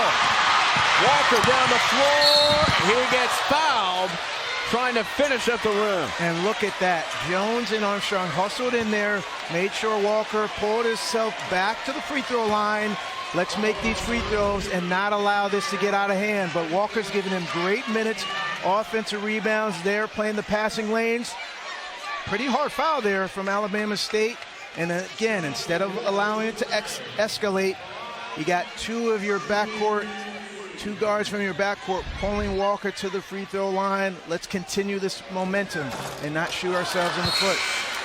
Still can't get over the hump as Walker misses the first free throw. And free throws have been big for both these teams. Alabama State struggled with closing out some SWAC games leading into tonight. And Texas Southern has not necessarily impressed with their foul shooting so far this evening. And there is the first lead for Texas Southern since it was 2-0. 1-point edge. Day. Looks like a series of double screens here. Alabama State loves to run this in their half-court offense. Heath with 10 to shoot. Now Day with 5. Day, step back 3, and air ball. But caught underneath, however, a shot clock violation. And the basketball will go back to Texas Southern. Really good, sound defense from Texas Southern. Everybody was locked in. No downhill penetration. No one needed to overhelp. And that desperation shot is probably why there was an offensive rebound opportunity. It came well after the shot clock ran out. John Walker III has contributed at the foul line. He has contributed in the low post, but is contributing to his shoelaces at the moment. And Derek, some of that magic that Alabama State was able to conjure to keep Armstrong at bay in game 1, they need that now because he's certainly in a flow, and you can see how authoritative he is in terms of running the show for his team right now. Armstrong with some space, but a foul before that jumper connected. And this will be against, looks like Heath. That'll be his second. Derek, you might ask why Armstrong continues to get open looks from outside, and I think it's because Alabama State is definitely afraid of how well he can get downhill, so they continue to back up. He's going to have free shots from the perimeter, but I like the fact that he's not settling, and he is looking to get to the rim. Another miss, this time by Chris Baldwin. So it's a double bonus after the second foul called on Heath, as Daniels makes his way back into the game for the Hornets. Second one is good. Tying the largest lead of the game, held by Texas Southern, 54-52. Rusho is usually their go-to guy. And a steal by Armstrong somehow kept it alive. Indeed. Back down the floor, the strip, and out of bounds. Back to the Hornets. Unfortunate play there from Baldwin. You could tell from half court that Armstrong was slowing up his dribble. That's the 4th steal of the night for Armstrong, and you could see he was just timing, taking his time to let his big Baldwin fill the lane and finish, but the strip last minute took away that layup or dunk opportunity. Heath. Now Ross. Straight on 3. Got it. A big one from Jacoby Ross. Ross does not shoot a good percentage, but he shoots a lot of them, so must be a shooter and definitely has the confidence. The big one there his team needed to stop the bleeding. Baldwin tries to answer. He can't. The Hornets only shoot 31% from 3 as a team. They have not shot it well here tonight either, but a timely one there from Ross. In the battle, trying to barrel through. Baldwin puts it in. 3-point lead for the Hornets. They've scored the last 5 points in this game. You see Heath staying attached to Armstrong. Walker.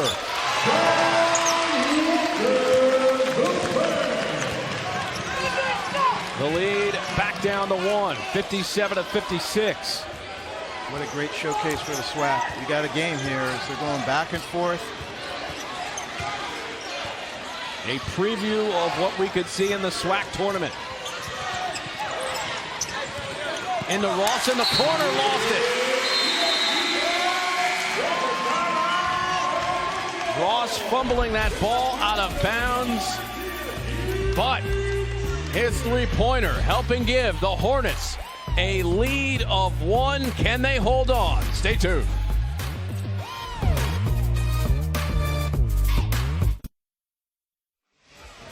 ESPN's exclusive presentation of college basketball is presented by Boost Mobile. Step up with Boost Mobile and get a super reliable, super fast network. 1-point lead for Alabama State. Derek Jones and Sidney Johnson with you this evening from Houston, Texas, and the campus of Texas Southern University.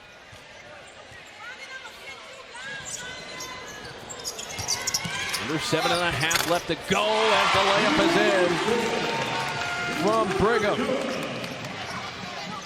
So Brigham putting the Tigers back out in front by a point.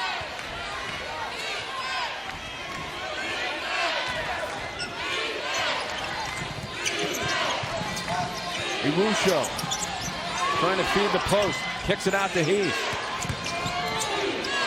Heath stuck, throws it into the backcourt. It'll be a turnover. Texas Southern coaches are going to be absolutely thrilled with that defensive possession. They worked on that play and shoot around. And by the way, it wasn't a shoot around, it was a practice. You saw how hard they were going, Derek. Yes. I mean, the guys were taped. That was a shortened practice. They went hard. 15 minutes of shooting, 45 to 50 minutes of straight full throttle defense. And that play showed up in their practice, and they defended it to a T. Offensive rebound opportunity. Walker's been Johnny on the spot, but Daniel's coming in there to swat away the easy putback. You mentioned that practice point. They were out here for a little more than an hour, and you're right. I mean, that was not the normal, hey, it's the day of the game, let's do a walkthrough. And what a day we had, because then we got nearly an hour with Johnny Jones talking about his days at LSU and obviously what he's built here, the program, and he said he took that approach in terms of basically practice, full throttle, day of the game. He took that from watching Pitino with his guys when he coached at Kentucky the year they won the championship. They were so deep, but on days, game day shoot-arounds, and I'm using that in quotes, they were going all out. And ever since he saw that, pretty much mimicked that in his own head coaching career, and it's worked pretty well, I would say. His previous coaching stop at LSU, and he had a chance to coach for 1 year, Ben Simmons, before Ben Simmons, after his freshman year, went to the NBA and got drafted by the Philadelphia 76ers. Raved about him, didn't he? Absolutely. He loved his time with Ben Simmons. Obviously, a talent like that is going to the NBA sooner rather than later. Absolutely, but he talked about how not only talented, how coachable he was, the basketball IQ. I really enjoyed what Coach Jones was sharing with him, how effective Ben Simmons was in terms of getting other players to be really, really good and stay in their lane. That's when you know you have a special talent, guy who makes all the other guys around him that much more effective. 3-point lead here for Texas Southern. Hornets trying to make another run. The jumper no good. Robinson flying in, getting position, and getting the rebound. And that will lead to, I believe, some free throw opportunities as this turns to a 1-and-1. Oh, yeah, look at him posting up and then finding his way around Chris Baldwin. He just out-hustled him. I mean, he was on the outside of him to post up. I'm not sure how much of a foul there was, and that's why the home crowd has worked up there. But I'd say if it wasn't a foul, then certainly a layup or dunk opportunity for Robinson, who just has not taken any plays off. Ball tipped out of bounds after the Robinson miss. Texas Southern ball. Free throw shooting, an interesting thing to track here in the second half. Alabama State out of that last timeout, 6 of 7 in this half from the line. Texas Southern 6 of 12 from the charity stripe. We've been able to slow down Armstrong, a little bit of face guarding, but now. And a near steal there by Iwusho off the Armstrong feed, but he stepped out of bounds. He was able to get possession of the ball in the backcourt and bring it down and try to make something happen, but Alabama State will do themselves well if they can keep the ball out of Armstrong's hand and force some of the other Tigers to step up. Into Armstrong. Armstrong feeds the corner. The three no good, but Armstrong gets the miss. Eddie in for three. He can't connect. Battling down low and a block by Robinson, but a foul against Robinson on the finish attempt by Brigham. This is what they do. They are not going to settle. They're going to try to take quality shots. As you see Armstrong setting up all kinds of guys, but it's the pursuit of the offensive rebounds. Good poise there to use the pump fake and try to get to the line. Number 3 on Robinson.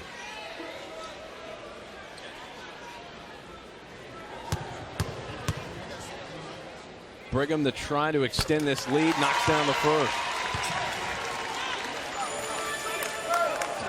Both teams obviously getting plenty of opportunities here at the free throw line, but you talked about rebounding, Sydney, being a storyline in this game, and the rebounding advantage so far, it's still on the side of Texas Southern. Well, that's what they do, and I think it's the next man up mentality that I'm really impressed with Texas Southern. See, Ewing is still on the bench, Hopkins is still on the bench, and that's Coach Jones is saying, hey, I'm going to cool you guys off, make sure your minds are right, and give some other guys an opportunity to step up, but they have to deal with Robinson. He is a man possessed. And one for Robinson. I'll tell you what, it's almost to the point, Derek, and I've been in this situation where I've told my guys, literally just drive him out of the lane. Don't even worry about you getting the rebound. It's just enough for you to just make sure he doesn't get it, and I need my other 4 guys. But that's how awesome this young man is playing in terms of his passion, and so you just have to commit to holding him off, and 4 other Tigers try to come up with the rebound. Robinson has found a way to be a factor in this game, despite all the bigs that Texas Southern has. And now we'll try to cut into the deficit further. Got it. And you see there the official telling Armstrong to tuck his jersey in. I think they're just trying to get control of this game. Make sure guys aren't loose with anything. Tightly officiated game. These referees, they're putting in their work tonight. Armstrong has done most of his damage here in the second half, but a steal. Ross, 1-on-2, flips it up at the rim, can't get it. Heath with the offensive rebound. Heath, baseline drive, the feed, Robinson throws it down. Way to share the game. Tie game at 62 with just over 5 minutes left. And this is what we came here to see, right? Two teams playing their absolute hearts out. Etienne, he can't hit. Loose, a battle down low. Iwusho comes away with it. I'll tell you what, if this is the first round matchup in the SWAC, buckle your seatbelt. Baseline drive, Iwusho, his layup is good. The Hornets back out in front by 2.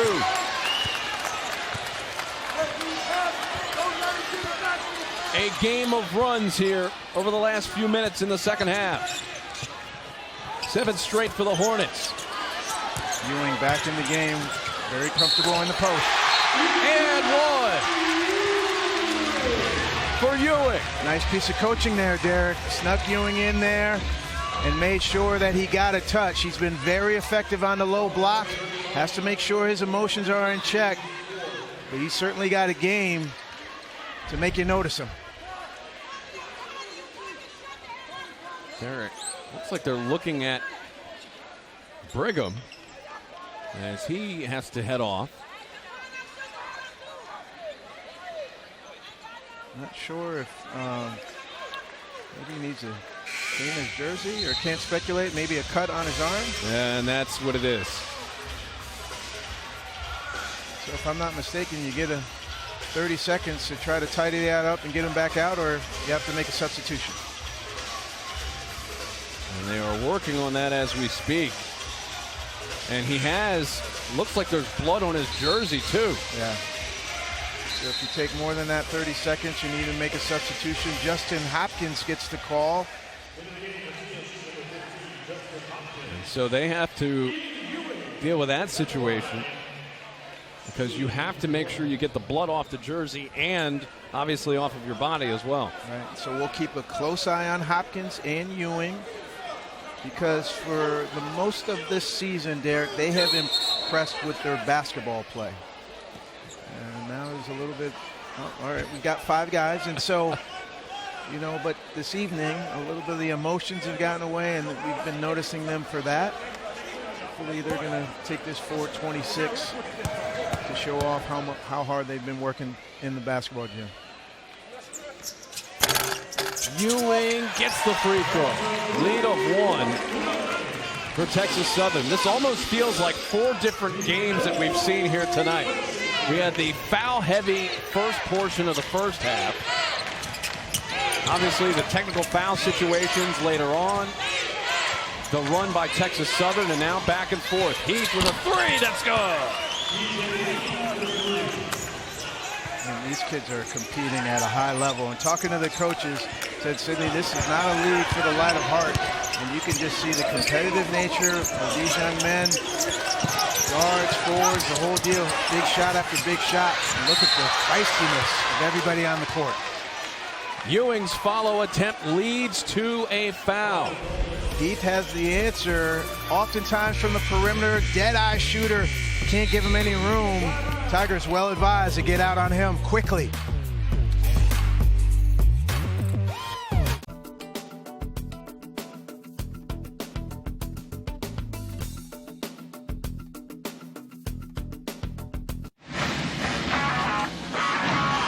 On ESPN at 11, watch Sports Center with Kenny Mayne and John Anderson. They'll have the top moments from Bucks Heat, plus the debut of Todd McShay's Mock Draft 3.0 and Angels Cubs all access from today's game.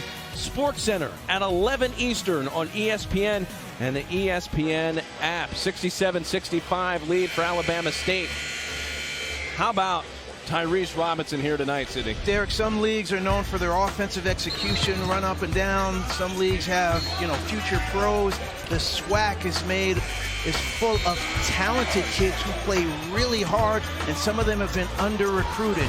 And so you can see the passion, the love of the game the intensity that they show because they weren't noticed as much as some of the other guys playing college basketball.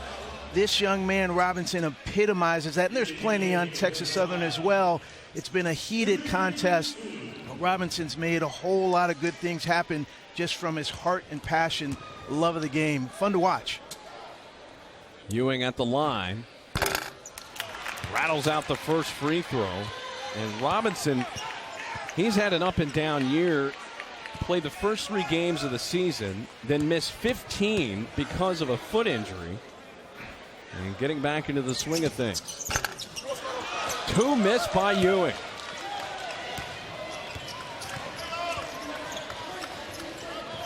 Could have tied it, but instead a 2-point lead for the Hornets, who are trying to pull off a rare season sweep in the regular season of Texas Southern.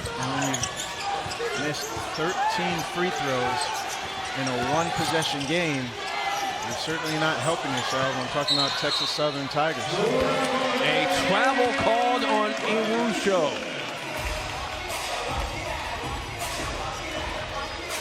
And Iwusho getting a discussion from Lewis Jackson. Yeah, Coach Jackson coaches him hard. The thing that I love is Iwusho never phased. He's just going to play harder the next play. He's confident in his game. He knows his role with this team, and he knows his coach had high standards for him. The feed inside is stolen. And that's the type of response. That's what you ask from your best player. Go down there and get it back for me, young fella. Top of the key, Heath with the basketball. Near side for Iwusho. Battle.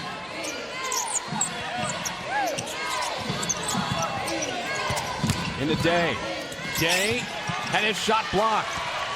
Edian, 2-on-1. The line! To tie it.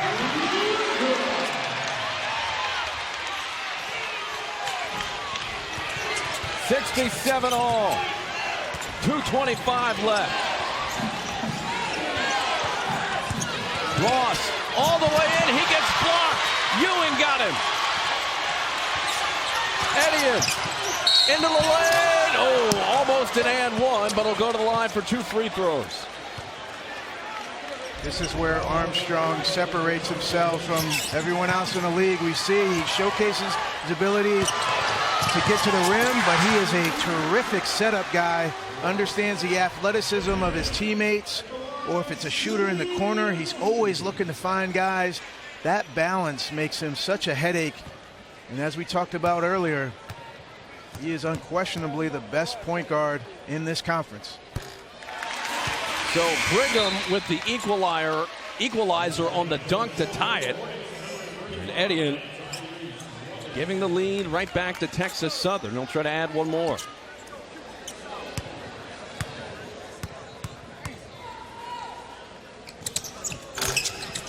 Second one is good. 2-point lead. Good substitution by Coach Jackson, understanding what's at stake. He's got Robinson back in the game, either for post-up or offensive rebound opportunity. Robinson. 2 minutes left. He checked by Armstrong. And a foul inside, and this will be against Brigham. Yeah, not the headiest play. Brigham basically blew up the screen. So you'll see here on the replay, just absolutely. Oh, check that. That'll be on Ewing. Excuse me. No, you're right. Ewing absolutely clocked Day. And he's lucky that he doesn't get anything more than a foul called there. So he made no attempt to move, around it. Just tried to go right through his chest. Coach Jones does not want to hear an explanation. That is Ewing's 5th. So the foul trouble that has hounded Texas Southern tonight, hounding them here.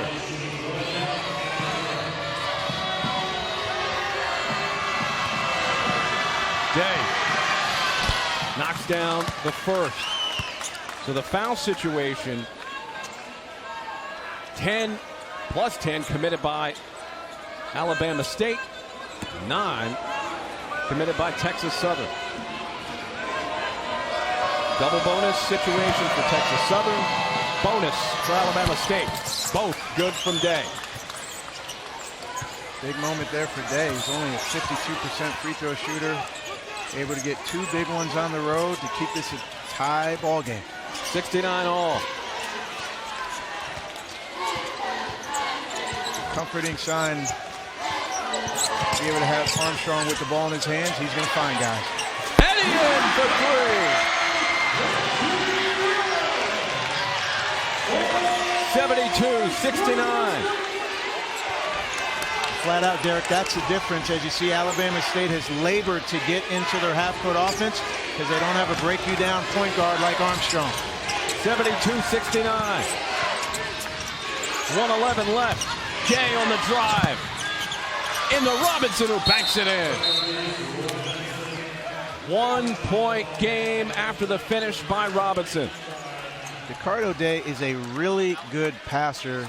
As more of a wing player, but big guard, able to get downhill and share the game. But Armstrong always knows what he's doing.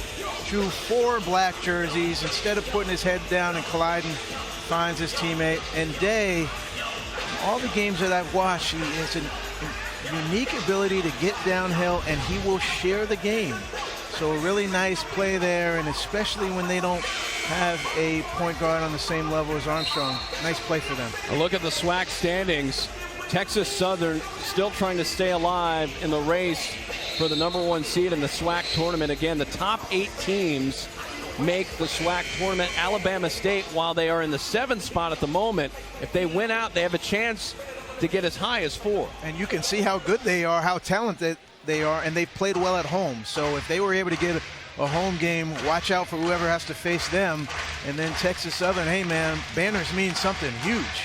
You know, in this program, Mike Davis had a wonderful run here as former head coach, and now Johnny Jones putting them on the map. Huge wins last year, out of conference, played in the championship game. Now he's trying to win a regular season title. So this 1 minute could mean a whole lot to 2 programs that are playing their hearts out tonight. They wanted Baylor and Oregon last season. Texas A&M as well. Have a little bit bragging rights here in the Lone State. Armstrong trying to get to the rack. Turns and scores!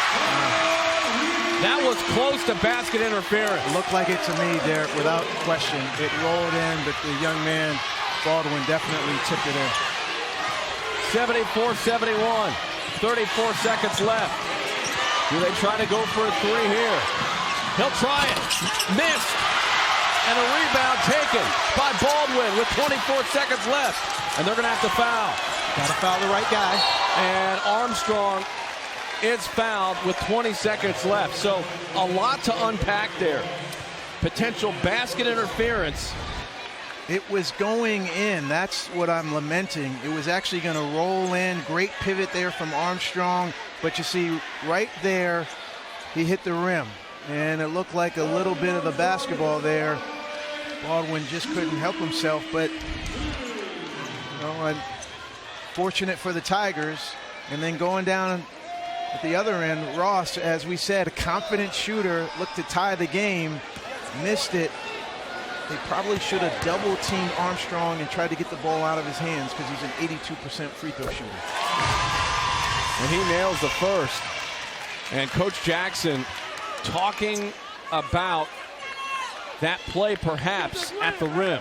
Pleading his case, but now they've got to refocus, try to get a quick score. I'd call a timeout and try to get my press defense in order. Second one is good. Quick score here. 20 seconds left. Heath into the front court. Iwunsho trying to get to the rim, spins, and hits the jumper with 9.8 left. So a timeout called by the Hornets with just under 10 seconds left. And this is exactly what the doctor ordered. A relatively quick shot from a man as he worked on his game. So he used to be a slasher dunker. Now he's been able to make shots from the perimeter. Coach Jackson blowing the refs in terms of that last call, but now he's got to get his team organized for a press. It's interesting talking to Coach Jackson earlier today. We asked him about the schedule, and one of the things he said, which I thought was a very interesting answer, he said that one of the problems that came out of the schedule, the non-conference schedule, was the shot selection heading into league play, and he thought that really hurt them early on. And he said that the shots that they were getting in some of those tough non-conference games, they were taking in league games, and that really put them behind the 8 ball early. Yeah, I thought that was very interesting as well. And what the challenge of some of those guarantee games is, maybe you're playing in a certain way to be competitive in those games, which would ask a lot different of you when you get into your league. And so you almost have to redefine yourself. And it seemed like Coach was kind of working through that, the start of SWAC play, but they certainly righted the ship, as you mentioned, the winning streak they had in the middle of the season. You know, they've lost a couple as of late, but it's not from lack of playing hard, as you see tonight. Now the possession arrow is in the Hornets' favor, so if they can tie the ball up. Into Armstrong. That's who they wanted to get it to, and he's fouled. So 8.4 left. And again, it's a double bonus situation for Texas Southern. Tigers went with 5 guards there to try to combat what they expected was a press and be a lot more active, quick, but they got it to the right guy. In terms of Armstrong, their floor general, leading scorer, has been wonderful in the second half here and has made his free throws so far. Armstrong on the way with a first. That is good. 18 second half points for Tyreek Armstrong.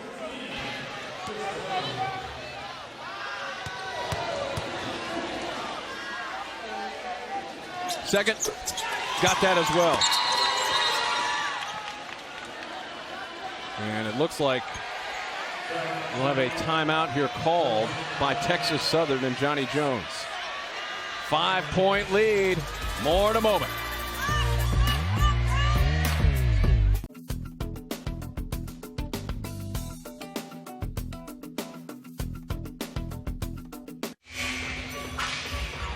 Tyreek Armstrong with 19 of his 21 points here in the second half. Big effort by him, but perhaps an even bigger effort from the free throw line. He's a perfect 8 of 8 tonight. You can see why the league coaches believe he's the best point guard in the SWAC. He certainly makes a difference. Iwusho launches a 3. That's no good, and it's over. Texas Southern survives a massive challenge from Alabama State here tonight. If you ever want to know what it needs to look like in terms of facing adversity, keeping your emotions in check, look at Tyreek Armstrong and what he did in the second half to lead his team. 5-point win tonight for Texas Southern. They improved to 12-4 in the SWAC.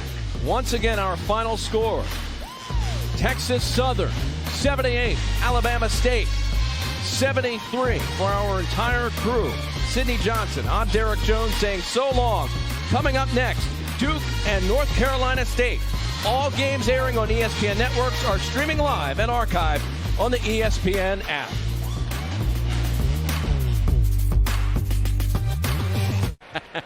Well, that's why he's here on Monday instead of on Tuesday with co-play-by-play man of the week, Dan Schulman. He is a yeller.